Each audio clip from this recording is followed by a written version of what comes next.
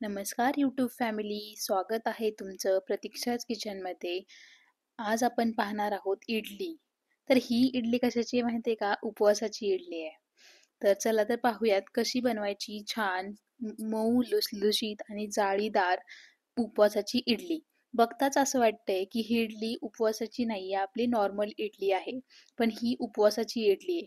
एकदम simple recipe आहे आणि खायला सुद्धा मऊ लुसलुशीत आहे आणि पचायला सुद्धा छान आहे. तर उपवासाची इडली बनवायला लागणारं साहित्य आहे, आपल्याला लागणार आहे वरवीचे तांदूळ, शाबूज तांदूळ, मीठ, दही आणि पाणी.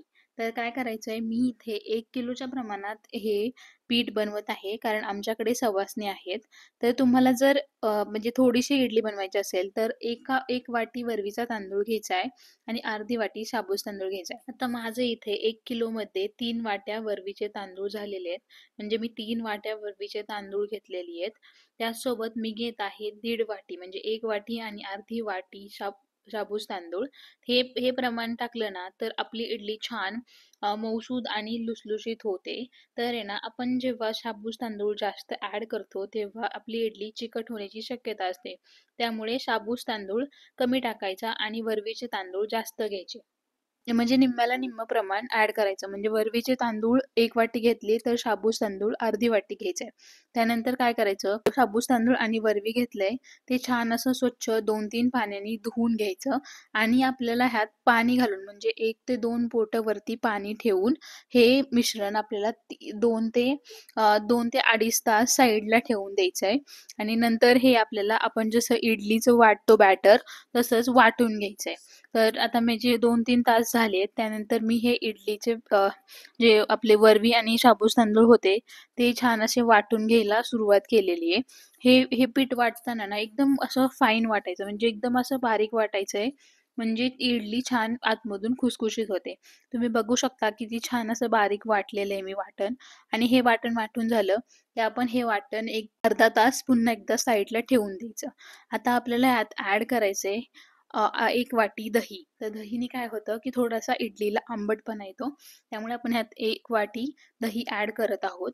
आता हे माझं 1 किलोचं प्रमाण आहे, म्हणून मी ह्याला 3 वाटी वरवीचे तांदूळ घेतलेत, म्हणून मी ह्याला 3 चमचे मीठ ॲड करते. तर तुम्ही जर 1 वाटीचं प्रमाण घेतलं, तर तुम्हाला 1 चमचा मीठ ॲड करावं लागेल.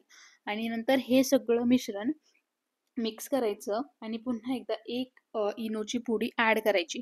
कारण आपण इन्स्टंट इडली बनवतोय, तर त्याला इडलीला इनो किंवा सोडा टाकण्याची गरज आहे.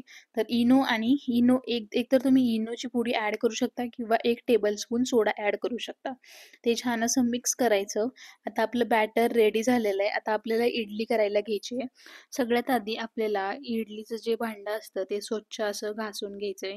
त्यानंतर आपल्याला सगळ्या इडलीच्या भांड्यांना, प्लेट्सला आपल्याला तेल लावून घ्यायचे. तेल लावलं ना, की इडली आपली चिकटत नाही. म्हणजे जशी आपण जेव्हा ती इडली उकडली जाते, तेव्हा ती एकदम अख्खी निघते, खाली चिकटत नाही, गाई होत नाही.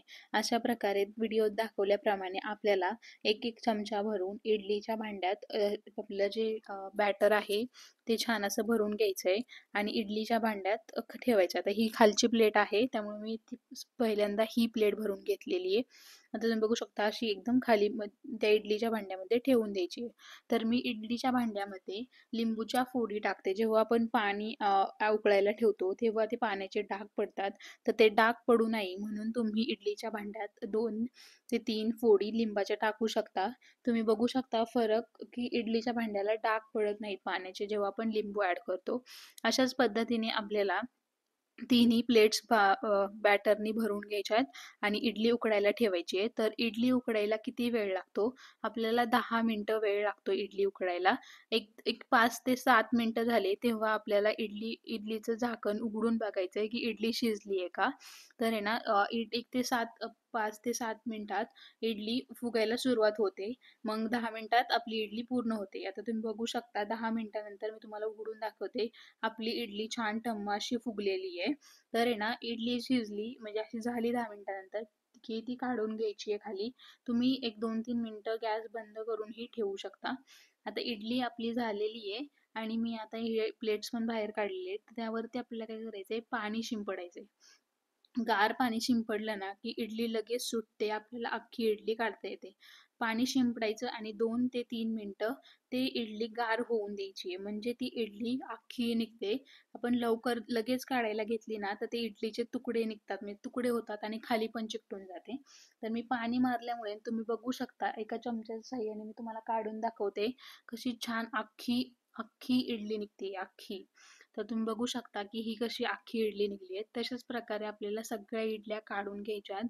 तर आहे ना, हे जे प्रमाण मी शेअर केलंय तुम्हाला वरवीच्या तांदूळाचं आणि शाबूस तांदूळाचं, ते एकदम परफेक्ट प्रमाण आहे. त्याने इडल्या एकदम खुसखुशीत, मऊ आणि मऊ लुसलुशीत झालेल्या आहेत. आतमध्ये एकदम अशी जाळी फुटलेली आहे. अशाच प्रकारे आपल्याला सगळ्या इडल्या काढून घ्यायच्या आहेत. तर ही रेसिपी तुम्ही एकदा नक्की ट्राय करा. कारण ही रेसिपी एकदम छान आहे आणि इडली सोबत आहे ना, आपण आहे ना, ह्या इडली सोबत तुम्ही सांबार खाऊ शकता, खोबऱ्याची चटणी खाऊ शकता किंवा शेंगदाण्याची आमटी खाऊ शकता. मी आज बनवलेली आहे खोबऱ्याची चटणी. तर ही रेसिपी सुद्धा मी लवकरच माझ्या चॅनलवरती टाकणार आहे. बघू शकता, तर मी तुम्हाला इडली फोडून दाखवतेय. कशी छान जाळीदार इडली झालेली आहे. असं वाटतंय की ही नॉर्मल इडली आहे. पण ही उपवासाची इडली आहे आणि तुम्ही आतापासून उपवास धरायला सुरू करताल इडली बघितल्यावरती, ही मला खात्री आहे. तर ही रेसिपी तुम्ही आज नक्की ट्राय करा ह्या उपवासामध्ये, नवरात्रीच्या किंवा तुमचा कोणता दुसरा उपवास असेल तेव्हा ही इडलीची रेसिपी ट्राय करा आणि कमेंट सेक्शनमध्ये सांगा तुम्हाला रेसिपी आवडली का? तुमची इडली कशी झाली? तर बघू शकता एकदम सुंदर आणि मऊ लुसलुशीत इडली झालेली आहे. एकदा नक्की ट्राय करा आणि चॅनलला फॉलो करायला विसरू नका. सबस्क्राईब करा, शेअर करा रेसिपी आपल्या प्रियजनांसोबत आणि बेल आयकॉनवरती क्लिक करा. म्हणजे तुम्हाला नवनवीन रेसिपीज माझ्या ज्या येतील त्या तुमच्यापर्यंत पोहोचत राहतील. Thank you. या हे टक टक दे करो सावरिया, टक टक दे